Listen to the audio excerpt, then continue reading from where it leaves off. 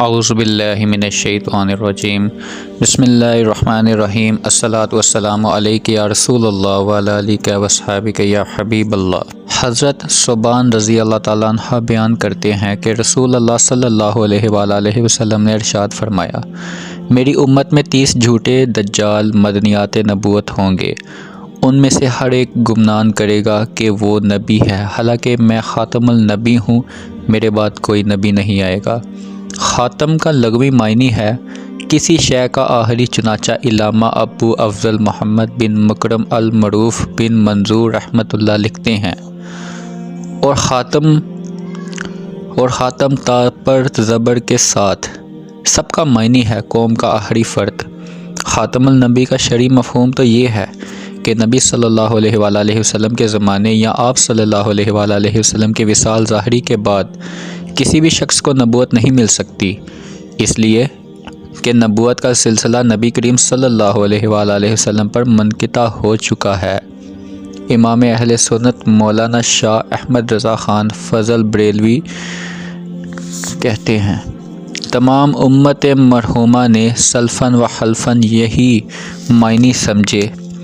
کہ حضور اقدس صلی اللہ علیہ وآلہ وسلم بلا تخصیص تمام انبیاء کرام علیہ السلام میں آخری نبی ہوئے۔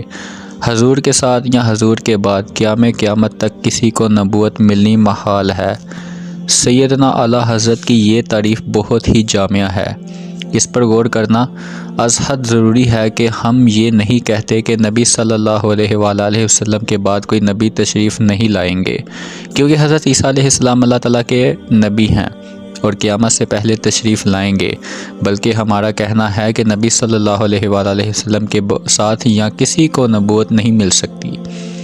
حضور صلی اللہ علیہ وآلہ وسلم کے بعد کوئی نبی نہیں یا کوئی نیا نبی نہیں آئے گا،